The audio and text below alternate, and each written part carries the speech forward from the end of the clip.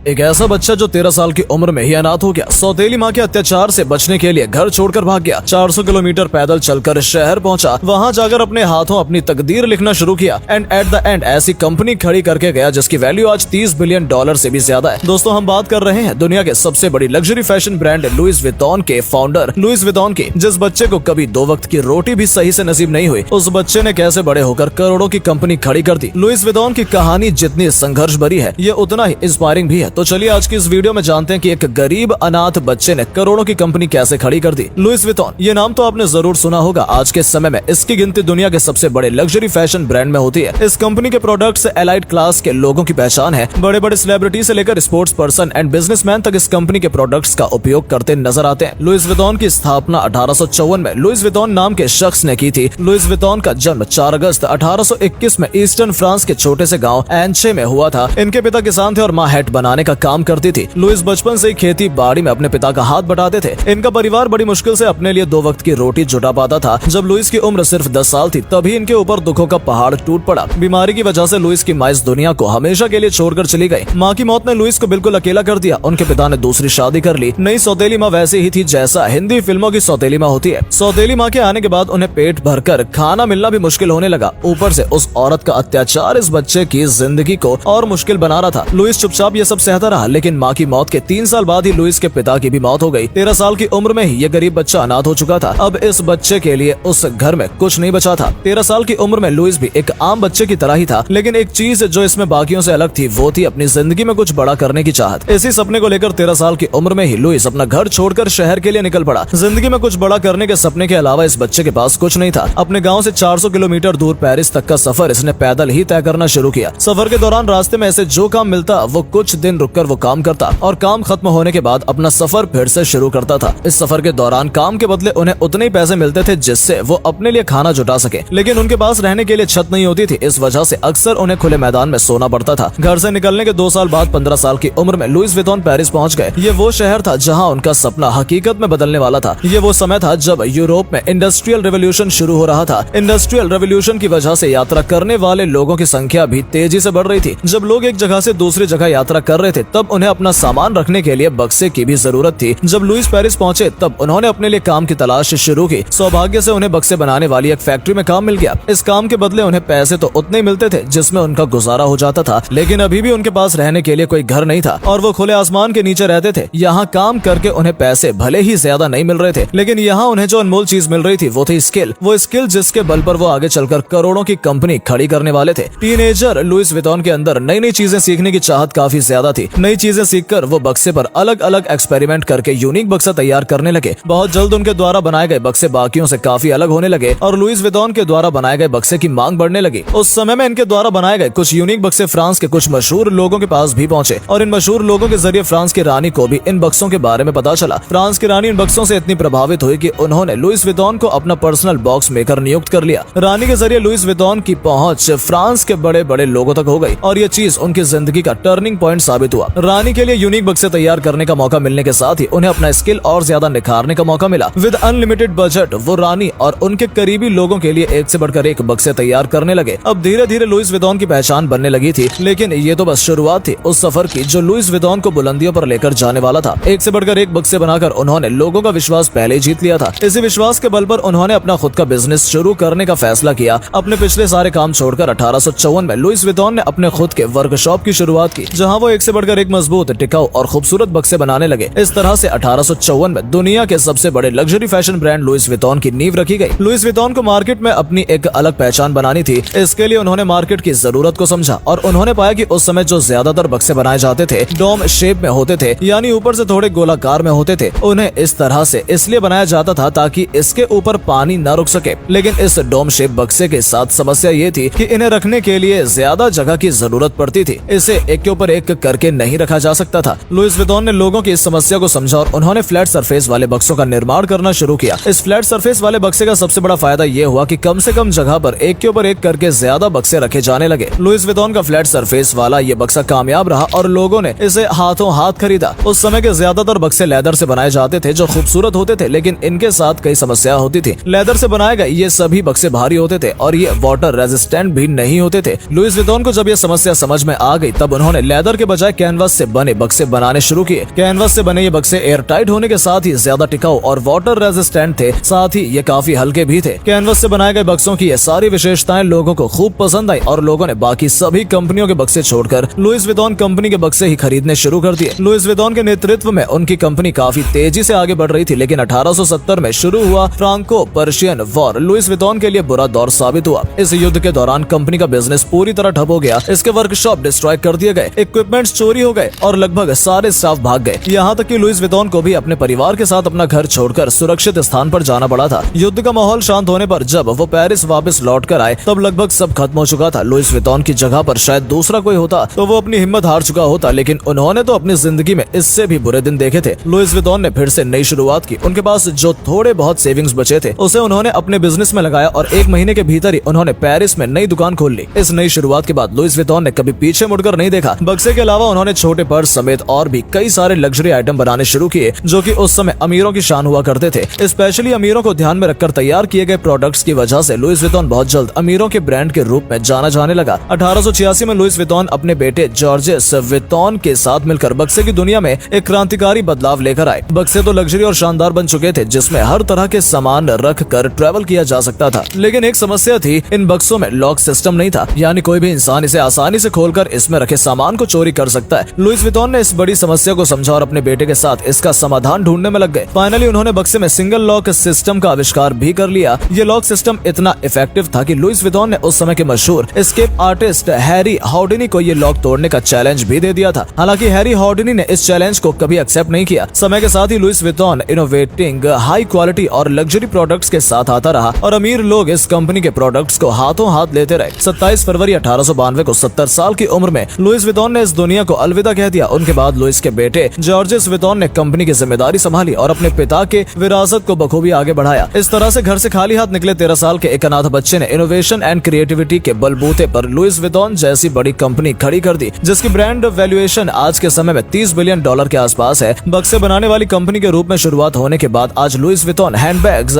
Scraps, bags, sunglasses, jewellery, shoes, coats, jackets, dresses, pants, luxury watches, fragrances, wallets, card holders और key holders जैसी ढेर सारी चीजों का निर्माण करती है। उम्मीद है आपको आज की ये वीडियो पसंद आई होगी। अगर हाँ तो इस वीडियो को लाइक करें, वीडियो को अपने दोस्तों के साथ शेयर करें और ऐसे ही अमेजिंग एंड इंटरेस्टिंग वीडियोस देखते रहने के लिए हमारे चैनल को सब्सक्राइब करना बिल्कुल न भूलें। धन्यवाद।